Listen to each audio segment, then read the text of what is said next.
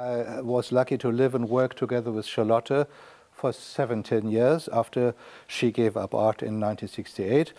We married before she died in 1985, only 55 years old. In 2009, I published a monograph with the list of all her works and my memories about her life as far as it is relevant for understanding her art. First, her way from illusionary space on the flat canvas to architecture may be understood as a way from illusion to reality. Second, variability as the freedom for others to make installation on their own account for which they are responsible.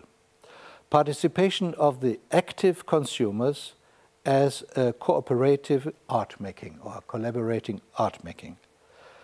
Third, elementarization and variability makes the sculpture endless locally and temporarily. Well, I can continue this the next year.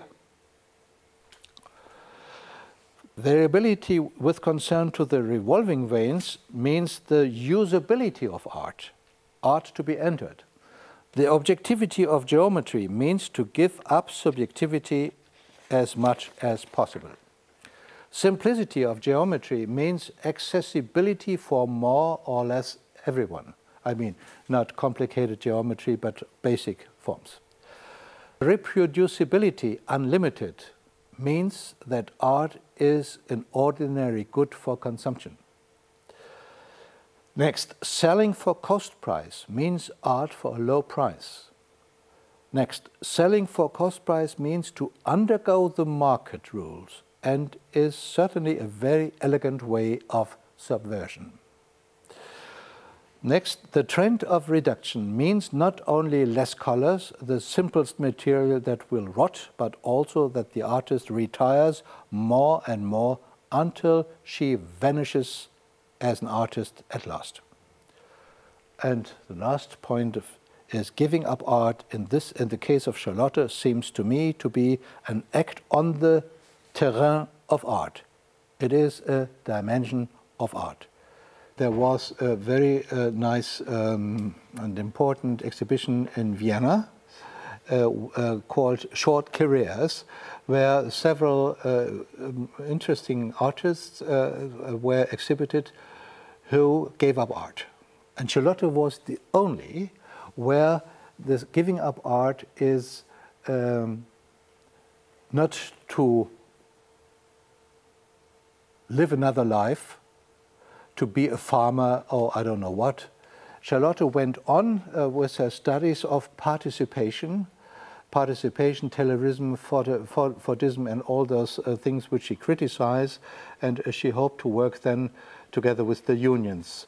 And so it was, so to say, art was a project which she gave up, but she continued the ideas in another medium.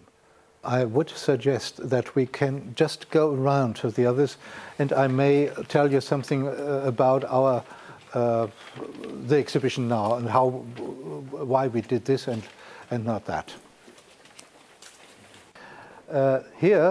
Over here, you see what we did is a kind of progression. We have here 7 elements, and the first gap between them is 15 centimeters. The next one is 30, 60, 1 meter 20, 2 meter 40. It's always doubling. And if you look at this, you have the notion of a progression also from speed. And what you see here are the 2 cubes. You can move them. You may move them. People may move them. This is new because it's so in a museum. If you move something, they come running and you and you have to get out. You see, it's impossible. May I show you a crucial work? This is this one I spoke about. This is one of her of her key pieces. This is, if you make it flat with your hand, this piece here, it is in rectangular. And what she did is to fold only diagonally. And so at the one side, it's flat to the wall, like a picture. And on the other side, it's coming into the room, like an object. This is a bastard between picture and object. And this is a crucial, a key work, because it shows that how to come from the flatness of a canvas to space.